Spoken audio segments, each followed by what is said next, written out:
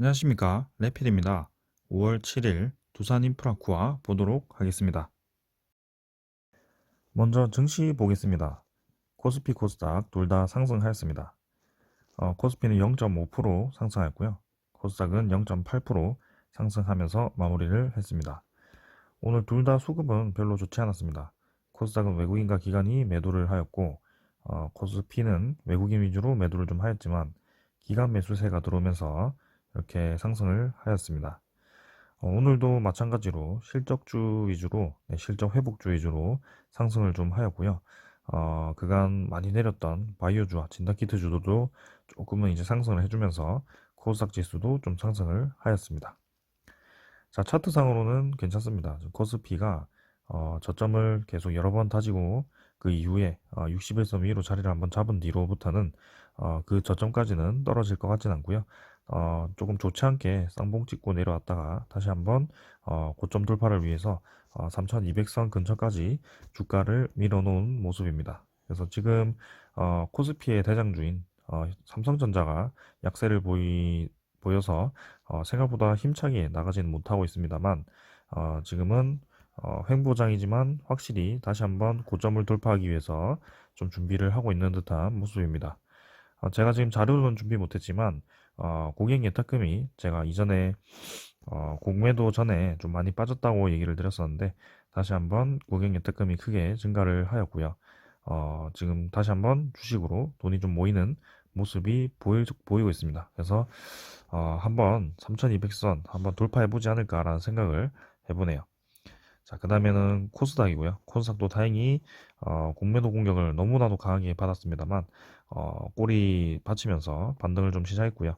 21선이 떨어지기 전까지 바로 V자로 올리기는 조금 힘들지 않을까라는 생각을 해봅니다.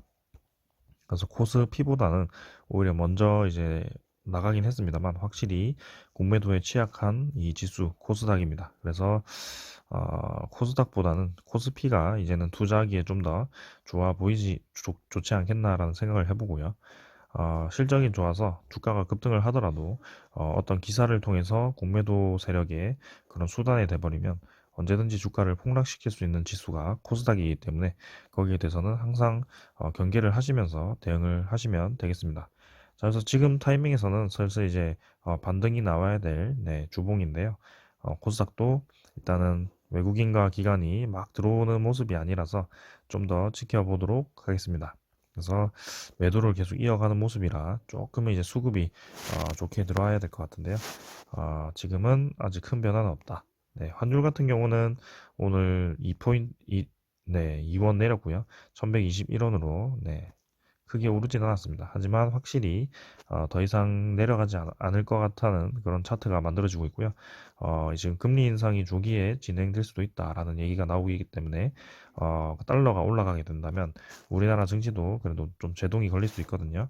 네, 그래서 달러 가치가 올라가게 되면 원화의 이 가치가 떨어지기 때문에 우리나라 증시에서 돈을 빼서 다시 한번 달러로 들어가는 그런 외국인 자본 이탈이 나올 수 있습니다. 그래서 이 외국인 자본의 흐름을 좀 주의를 하면서 진행을 좀 해야 될 것 같고요. 지금도 서서히 나가고 있는데요. 미리미리 이 금리 인상에 대해서 대비를 하는 움직임일 수도 있습니다. 대신에 이제 기간이 좀 들어오는 모습이고요. 지수 방어 차원에서 들어오는 것인지 아니면 이제 지수를 좀 끌어올려 보고자 들어오는 것인지 일단은 모르겠습니다. 근데 열심히 매도하던 이제 연기금도 서서히 이제 코스피를 매수하기 시작했고요. 조금 이제 수급 손바뀜이 진행이 되고 있다라고 보여지네요. 자, 오늘은 요 정도로 마치겠고요. 네, 금리 인상은 좀 이제 조기에 진행될 수도 있다. 그러고 주식이 지금 괜찮아 보이지만 외국인 자본 이탈을 주의를 해야 된다. 이렇게 말씀을 드리겠습니다. 자, 두산인프라코아 보도록 하겠습니다. 오늘 250원 올라서 1,700원 마무리를 했고요. 2.3% 상승을 하였습니다. 자, 두산인프라코아도 공매도 공격을 좀 받았었는데 다행히 네, 제 예상보다는 빠르게 이제 회복을 한 것 같습니다. 주가를. 네, 그래서 11,000원 근처까지는 아니었지만 그래도 21선까지 회복을 하면서 21선이 떨어지기 전에 바로 이제 하락분을 회복을 하는 모습이었고요. 지금 두산인프라코아 같은 경우는 건설 경기에 대한 그 실적주 위주로 상승이 크게 나오는 모습이다 보니까 같이 이제 묶여가지고 상승을 하는 것 같고요. 두산밥켓이라든지 현대건설기계라든지 모두 지금 좋은 방향으로 진행이 되고 있고, 두산인프라코아도 당연히 좋게 진행이 되어야 된다고 생각을 하고 있습니다. 지금 오늘 어, 차트가 지금 나쁘지 않게 계속 진행이 되고 있습니다. 그래서 바닥권 회복을 해버렸고요. 1450원 회복을 해서 네, 다시 한번 안정권으로 좀 진입을 했고, 한 번만 더 상승을 해서 이제는 다시 한번 이어가던 그 상승 흐름을 이어갔으면 합니다. 자, 그래서 6월 29일까지 주가가 어떻게 형성이 될지 좀 주목을 해봐야 될 것 같고요. 지금 두산중공업 같은 경우는 주가를 좀 조정을 많이 받아서 생각보다 강하게 반등을 못하고 있습니다. 실제로 공매도 비율도 좀 많이 나오고 있고요. 그래서 좀 횡보를 하다가 이제 어느 정도 어, 이평선들이 모였을 때 상승으로 전환을 할 거라고 생각을 하고 있고, 두산인프라코아도 약간은 비슷하게 흘러갈 거라고 생각을 좀 했는데 생각보다 빠르게 반등을 했고요. 자, 확실히 이제 두산인프라코아가 올해 중국 시장에서 아주 선점을 잘 하고 있고, 지금 시장에서 거의 1위죠. 네, 중국 시장에서 1위고 지금 사상 최대 매출을 네, 중국에서 판매를 하고 있기 때문에 아주 좋게 예상을 하고 있습니다. 그래서 영업이익과 이 순이익이 연결 매출액으로 상당히 크게 잡혀 있긴 한데요. 두산 마켓이 이제 떨어지더라도 상당히 높게 유지를 할 것 같습니다. 그래서 지금 두산 인프라코아도 시가총액이 2조 초반대밖에 되지 않는데요. 사실은 두산 인프라코아의 분할 매출액이죠. 네, 어, 따로 보았을 때도 2조 정도면 네, 비싼 편이 아닙니다. 주가가 상당히 이제 저평가되어 있는 편인데요. 네, 그래서 한 번은 네, 힘을 좀 받아야 되지 않나라는 생각을 하고 있고, 이번에 이 합병 이슈로 조금 이제 주가가 크게 한번 뛰었다가 재미없게 이제 거의 한 달 이상 횡보를 하고 있는 참인데요. 한 번은 시세를 줄 거라고 분명히 생각을 합니다.